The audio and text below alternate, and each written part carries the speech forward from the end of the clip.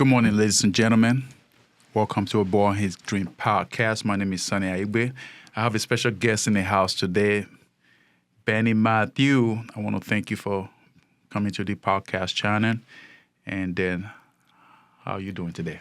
I'm good, brother. I appreciate you inviting me to this because we met in person for the first time last week, right? And when we talked in person, yeah, that's what I mean, in person. Yeah. But when we talked, we just hit it off. Like, I was like, man, this guy. I was talking about you to like at least 6 different people. I'm like, I just met this guy who's got the most energy I've ever seen in a human being. I think the only reason why that happened because you were open-minded. Yeah. And you were open to any possibility. That's what we're able to yoke. And then thank God to my boy, Kelvin, who was able to... Kevin, I got him sponsoring him right here. Catalyst, yeah. I think before he reintroduced us, I think I was aware of you. We were following each other on Instagram. Yeah. And you used to also go to Tony P networking? I've been to like one or two of his events, but we didn't meet there. Well, I don't think we connected. No. That's cool. And then one thing I actually appreciate about you is like we kind of like agreeing on so many things, and we view life in the same perspective. We believe that anyone who is given an opportunity is able to utilize it. We believe that every individual human being should be able to work, create, and then use that to develop. I think it's a free society whereby no one is holding you from being who you want to be. It's all believing in mindset. That's what we're here today. So A Boy and His Dream podcast content is to empower people. It's to let people know that adversity is a key that was going to make you. Adversity is good. You have to go through it. You have to be processed. You have to get wisdom to be able to do greater things. And the opportunity is there for everyone. It's all depends on whether you want to harness that, whether you want to recognize it, whether you want to grab the opportunity and make it to benefit you. So you came from your parents are immigrants. So I need you to please tell us how you became who you are today. And you are a founder of so many enterprises, break it down for us. Well, okay, so Benny Mathew, but I came to the U.S. when I was 7 years old. I'm South Indian, literally the very, very, very bottom of India, a place called Kerala. I came here when I was 7 with my parents. I have a younger brother and younger sister. We grew. The best way to describe my childhood is I say I grew up poor in a low-income neighborhood. Wow. So there's a place called Melrose Park, and there's a lot of history behind Melrose Park, but I grew up on the border of Melrose Park and Maywood. And growing up, I didn't have, like I said, I'm South Indian, and we went to a South Indian Catholic church that my parents went to. Yes, there are South Indians that are Catholic. Wow. But, I was going to say they're all Hindi. Yeah, I mean, everyone thinks it's like Hindu or Muslim or Sikh, but there's a small population in India that's Christian, but a small population of 1 billion people is a lot, right? So, I, besides for the interactions I had with people at church, I didn't really know too many Indian people because I didn't go to school with them or anything like that.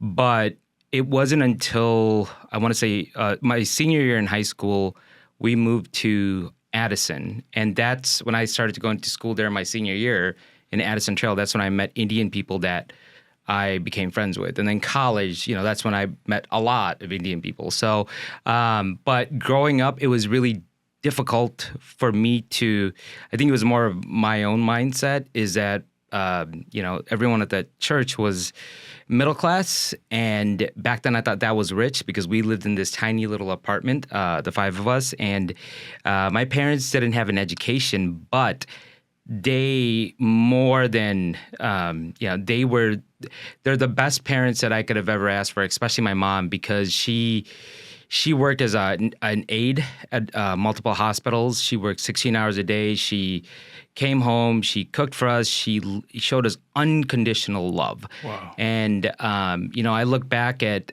it was a year and a half ago. I remember, I saw this old photo album at my parents' house when I was visiting them. And there's this one picture I saw from my 8th grade class. It was from right before our graduation.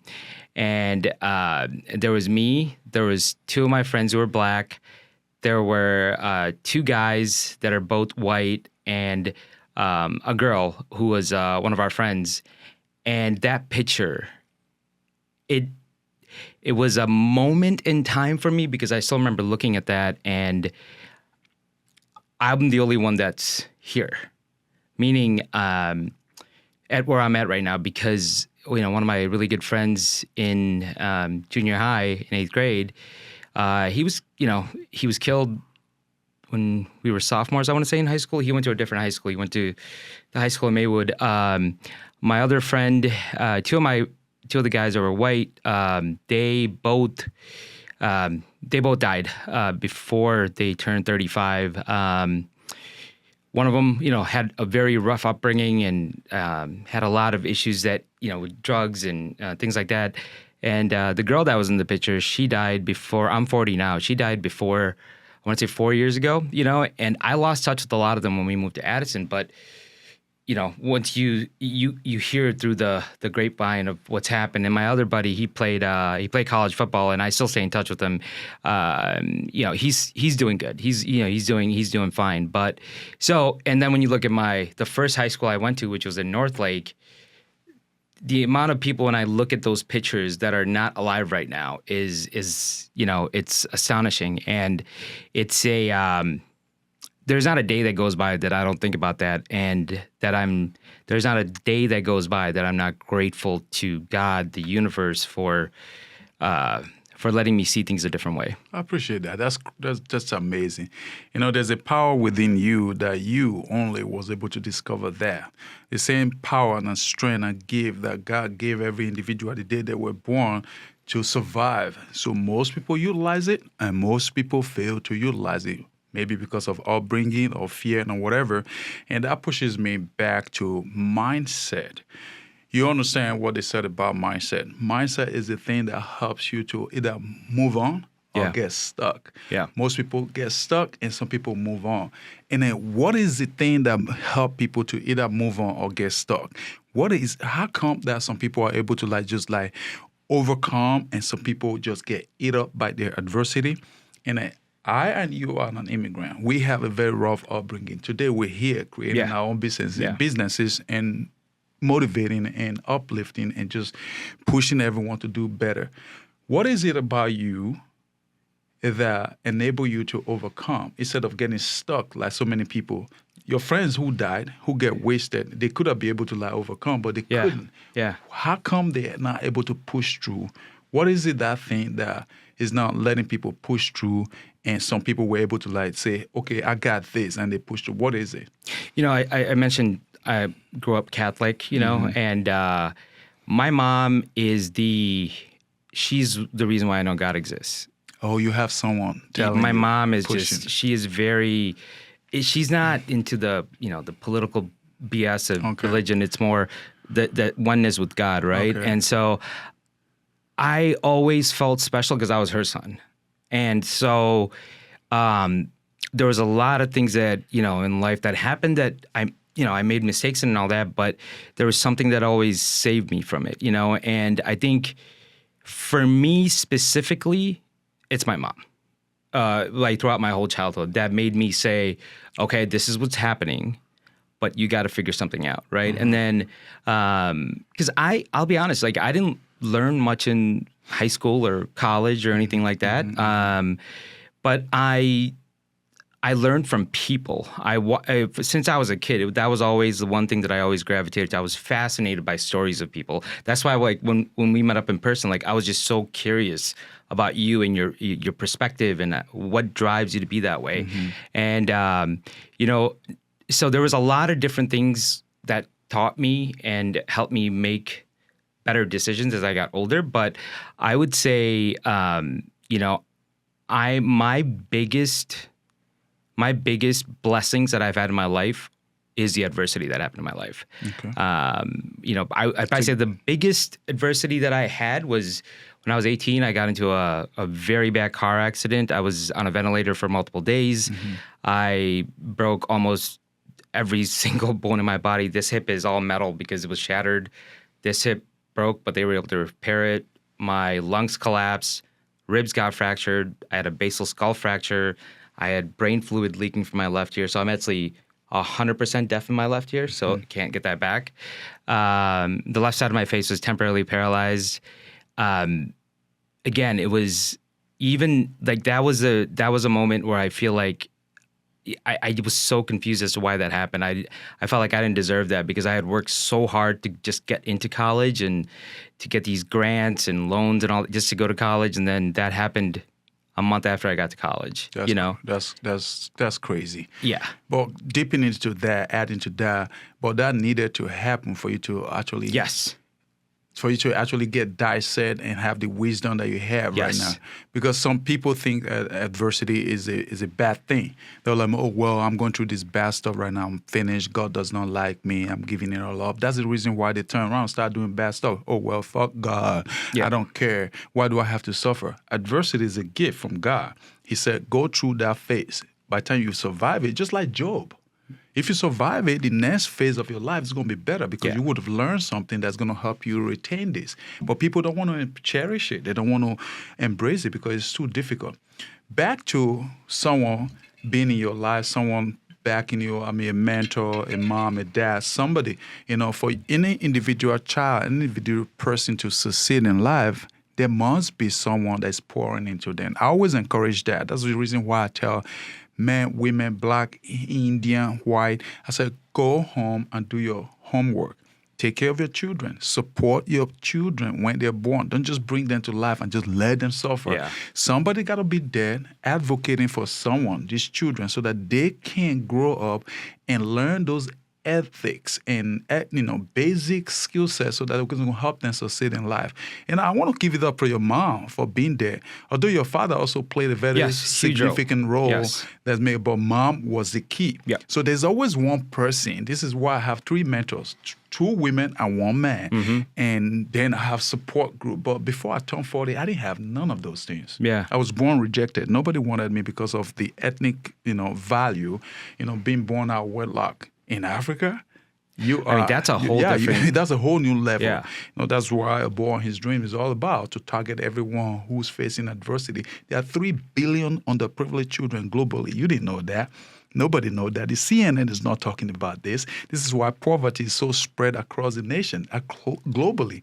Because what happens is that when you're born into nonsense and you don't have support at all, guess what? If 10% are in it, 1% will survive. The rest will be wiped out because technically, tough time destroy people who are not strong.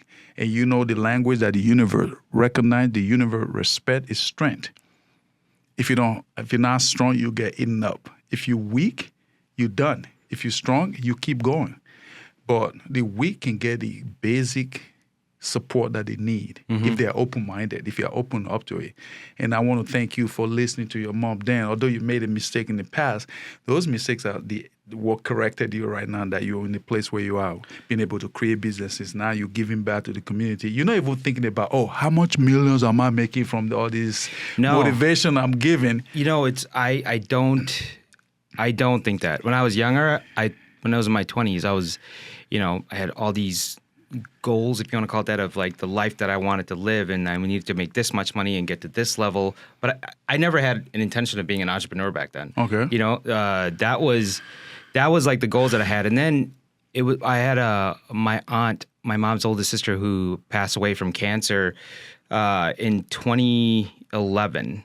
And that was a big changing point for me because the night that she died, I was in the hospital with her husband because I lived right by them. So as soon as my uncle called me and said, "Hey, your aunt, I think this might be it. We have to go. We're going to the ER right now." And there was it's like one of those things that get entrenched in your head. Like it was me, my younger cousin, my uncle, her husband, and my aunt was laying unconscious on the in the hospital bed. And that machine that goes beep beep.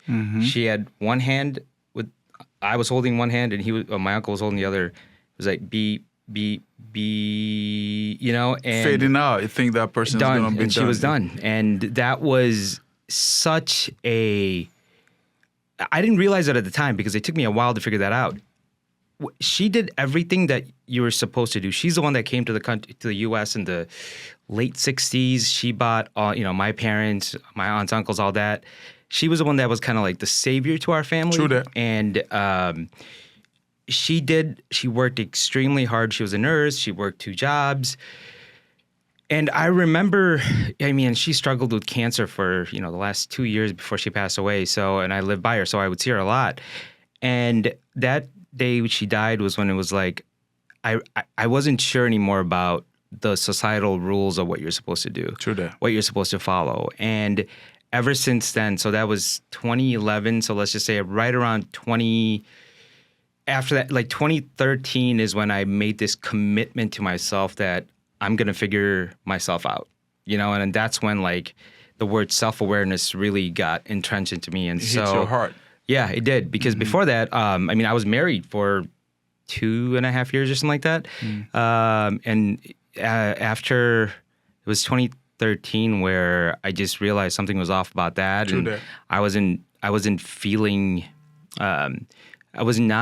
it just didn't feel right, True that. And then You probably haven't even accepted yourself. You haven't even figured your own self out. I didn't. Same thing that happened to me. I thought that when my father rejected me and people around everything that I know didn't want me, I thought that when I created my own family, that would be the result of everything. But I have not accepted myself. I have not accepted the condition of which I was born. Yeah. So I got married. It didn't work.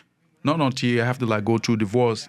After all that craziness went, I have to accept myself. The moment I learn to accept myself, that's everything start making sense, I think that was, I had, looking back, I look at it as a child, I had so many insecurities, man, because I felt like I was racially confused. I mean, understand. these days you have, I'm not even going to go into the whole you identify as what, but when I was growing up, I wanted to be black. Dude, that was it. I didn't like being Indian. And then there was so many insecurities of that I had that I didn't realize until probably 10 years ago or whatnot. And then when you realize it, that's a first step, is awareness. But after that, you have to figure out a way to work through it. It's not up to the world to change that for you. No, it's your responsibility. Yes. And going back to that, what was that thing that was inferiority towards you that didn't make you to want to claim Indian? What was it? Because like me, what makes me don't want to be that because of the fact that my father didn't want me. Yeah. My mother was a girlfriend to her. And then the way I was brought to life was not normal. Yeah. And then I was like, okay, I'm not normal. I think something's wrong with me. Yeah. That's why nobody wanted me. Uncle, auntie, everywhere I go, they didn't want me to stay. So that's sticking in my head that, oh, boy, you're not a normal kid. You're not wanted. Yeah. Can you imagine so many other children right now be driven with that mindset? That's why you see kids are going crazy. Oh, I don't care. Nobody wanted me, so I'm not going to waste people. I'm going to rob a bank, I'm going to rape people. That's what's happening. So how come the society is not addressing that issue instead of making it look as if it's race or black and white or India? So that's going to take me back to what's significant, how important is it for one to know himself or herself? And does race truly play a major, significant role, whether you're going to succeed in America or not? And because this is a land of the living, the land of opportunity. Does it really matter the color of your skin? I understand that so many people have the upper hand. The resources has been built for so many entities and whatever. But yet you're able to create your own, and no one is taking it away from you. Does race really play it? I think the first part of your question, how important is it for you to, I think, I'm not going to speak for other people. For me, the most important thing in the world is self-awareness. Okay. And I don't think there's a finish line to that until you die, right? But I think you have to keep focusing on understanding why you think a certain way, why you react a certain way, all that kind of stuff, right? And who you really are, your strengths, your weaknesses, what you want to work on, maybe that... where if you spend time developing it, it's probably not going to matter because you're not going to understand it, and that's a whole different story. Now, race. Growing up, I thought it was the most important thing. I thought, when I was in school, when I was younger, I got my ass kicked by, I think it was 6th grade or whatever, by a bunch of, white kids that were in my class, and, got picked on and all that. And then it was 6th or 7th grade that I really discovered the two things that I loved and still, basketball and rap. And so with that, it was like, I mean, I think 7th grade was when I just wanted to hang out with the kids that were black, and because I felt better, I fit in more with them. Mm-hmm. And on TV, as a kid, you're watching, you see a lot of things on TV, especially when you're not around your own people. And the only Indian person back then that was on TV was in a cartoon, The Simpsons. It was Abu, the guy with the funny accent.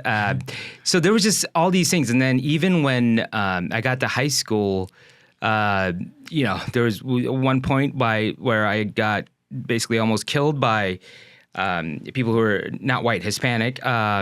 So I faced racism from every single race you could potentially think of. But crazy, growing yeah. up, it was, I wanted to be, until I got to college, I was more of the guy that wanted to be black because of the things that I liked. And now where I'm at right now, from then till, from when I graduated high school, which was 2000 to now, I think race is a social construct that is created, that was made to create division. Mm-hmm.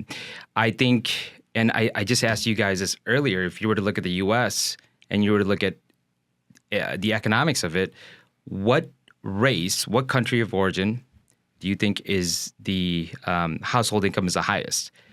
I've asked this to at least 100 people in one-on-one conversations, and the vast majority of them say white people are either number one, white households, or they're in the top 3. Is that true? They're number 20. Wow. Nigerian households actually are at a higher income level. Yes. The average white household, I think, is at like 68 or 70,000. That's number 20. Number 1 is Indians at 137,000. And then it's either Taiwanese or Filipino. But basically, it's all, the top 20 is filled with countries that are Asian. And there's also Australian and Nigerian. And what's responsible for that? Well, I think, you and I have talked about this before, but I think there's something about the heart of an immigrant. And I think most immigrants from Asia, from all the countries in Asia, started coming around the 60s, 70s, and then 90s and 2000s when there was a lot, right? So I think a lot of people who came in as immigrants or now have kids that are first generation because they were born here, I think there was a very, very high focus on education is one, and 2 is financial stability. So I think and it was almost like no matter what you dealt with, you had to figure that out because we came to this country so that you have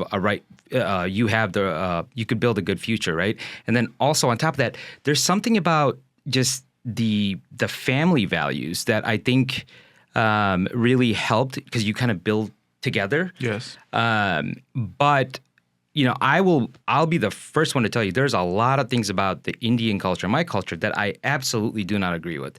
But the economic standpoint and the educational standpoint is something to applaud. Yes, also to add to that, all these things can be broken down in different sectors. Yeah. Economic point, educational point, family value, whatever. One thing you understand that we live in a very free society. You cut a pie, and if you can swallow, that's a choice. If you cannot swallow, that's a choice. Right. America is a nation of the free will.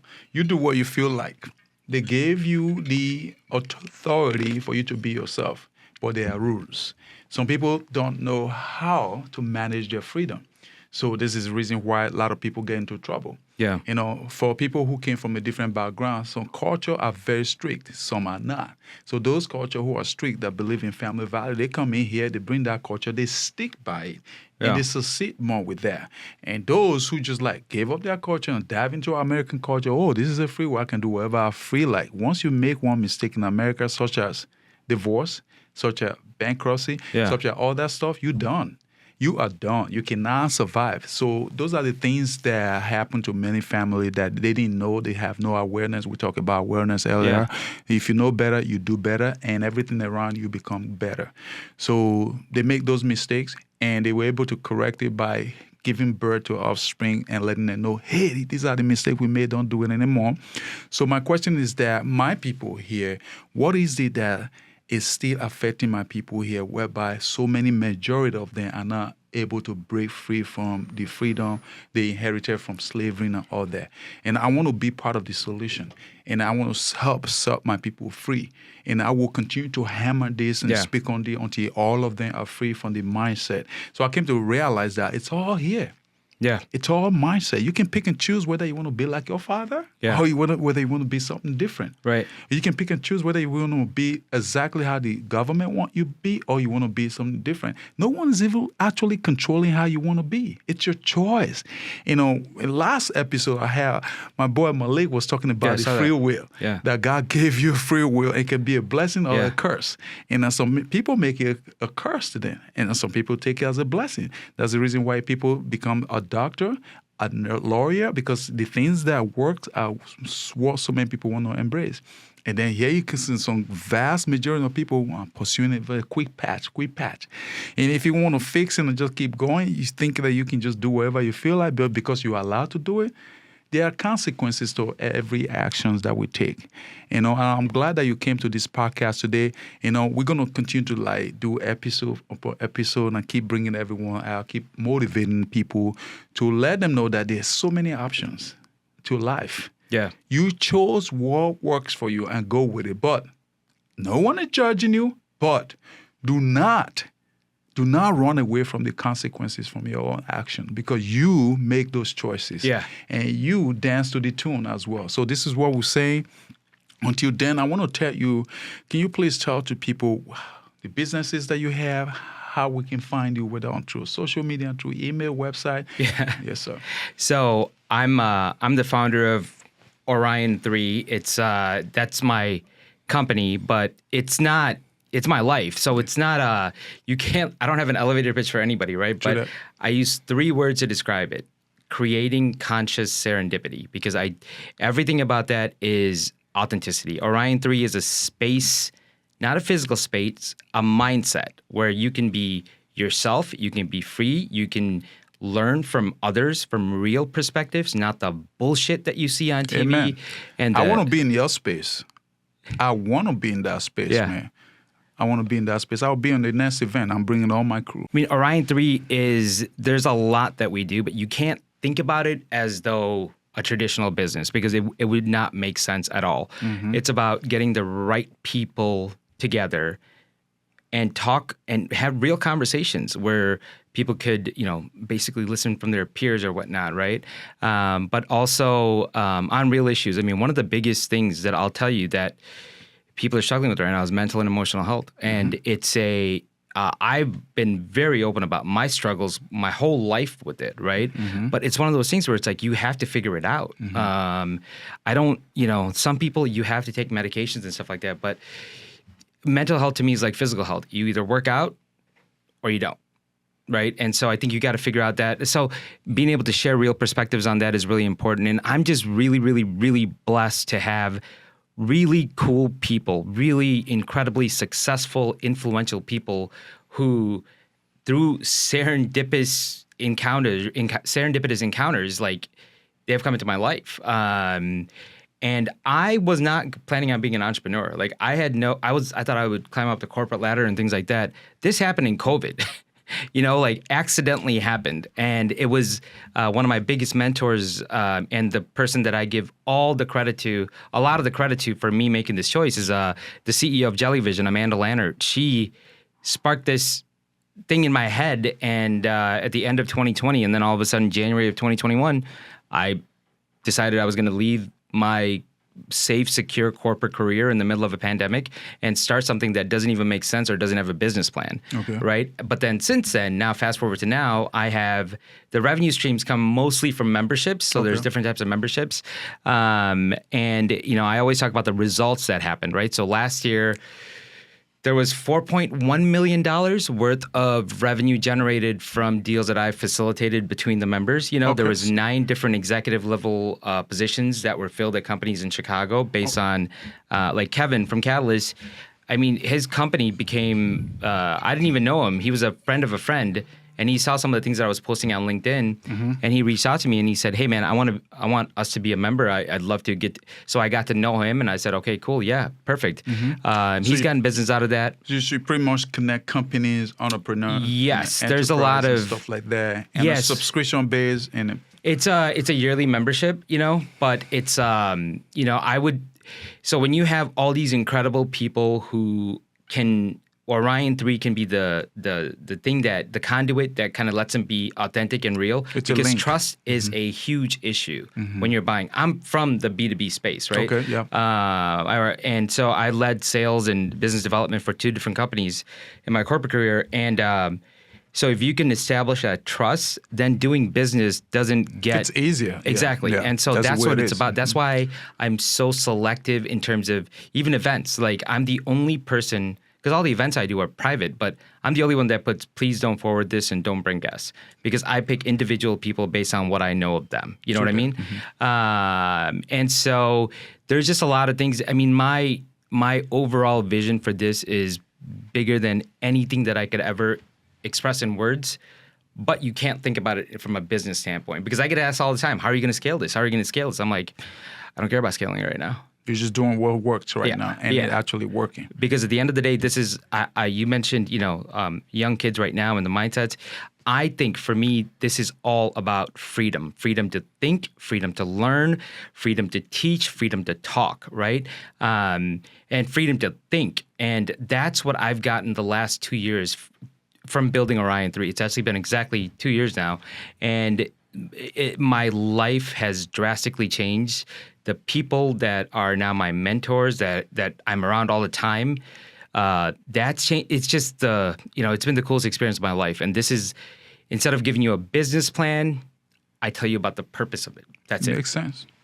Makes sense to me. Yeah, I mean, it's and I keep it very, very private. That's why, like, it's not, you can go on www.orion3.com, but you'll never see something that says contact us or reach out for questions or sign up for anything, because I have to know, there's over 950 people almost from Chicago that are executives from all these different industries who I've gotten to know, who I genuinely like and respect, that are part of it. And the stuff that we do together are really, really cool. I mean, one of the things that came out of it, but I was able to help build it, is I mentioned to you one of my mentors, Robert Blackwell Jr. Right. His vision is almost exactly like what you're saying, but he wants to be able to create more Black entrepreneurs that reflect the modern economy. That's exactly what I'm doing. B2B, as well, yeah. Exactly. And so, one of the coolest things I've ever been a part of is him launching this thing called TESC. It started out as the Entrepreneurial Saving Chicago, but it's on a much bigger scale than that. So he reworded it where it's the Entrepreneurial Saving Cities. And by that, it means big cities, right? Where at the end of the day, if you want to create a more prosperous big city, you need to have more Black people get a piece of the pie. Involved. Right? Yeah. And so that means you need to hire these Black companies to be the ones, to working, be your clients. Yeah. There are a lot of great Black people who are well educated. Yes. I wasn't in finance. I went to Purdue. Right. I have my MBA at Purdue. I was in insurance. It's hard to break into those sectors because those sectors are primarily white. This is not racial, but that's how it's set up. Once you understand what works, if you know what worked for you, take it. Take that lane. Right. And I was like, okay, I'm not going to make it here. I won't be able to raise my kid. I spun it around. Now I do corporate wellness. And so I created the product, a subscription base to target the top executive and company. That's exactly what I do. White folks are not stopping me. Right. No one is stopping me. I think the only person that's going to stop me is me. And I'm not ready to stop me. No, you're not. I wake up at 4 a.m. I go to bed at 9 p.m. I have a schedule. I have a family. I have great friends. I have a community that we need to protect, and this is how we're going to ride. Do you know who David Goggins is? Of course. It's the same that's thing. The first thing that came to mind when I met you the first time. Yes, sir. The same thing. Just the fact that he's in the Marine, and I'm not a Marine, right? So we're fighting the same fight. Yeah. The fight of greatness. Again, mindset has significant role whether you're going to make it or not. Your mindset is what controls you, whether you break down or keep going in your adversity. Let me tell you, we're going to conclude this episode by saying this. These quote, I've repeated it before and I'm going to say it again. I'm not the original, but I just added it to it. Once you know better, you can do great things, and everything about you, everything around you will become better. And learn to apply yourself. If you want people to respect you, position yourself the way you want to be respected, and that's exactly how what's going to happen. If you want people to underrate you, behave poorly. If you want people to respect you, position yourself, and eventually people will start giving you a chance to be yourself. That's just the way it is. I think that we have more opportunity right now, more than in the 80s and the 90s. So go ahead and tap into the opportunity, utilize it, and make it better. Those children right there running wild on the street, get off the street, because they're also going to hold you accountable. Now they're letting you do it. They're going to come back and say, well, you're a criminal. So think about it, whether you're a criminal or not. That's your choice to make. I'm not judging you. I'm here to motivate you. My name is Sunny Aigbe, aboard on His Dream Podcast. I'll see you next time.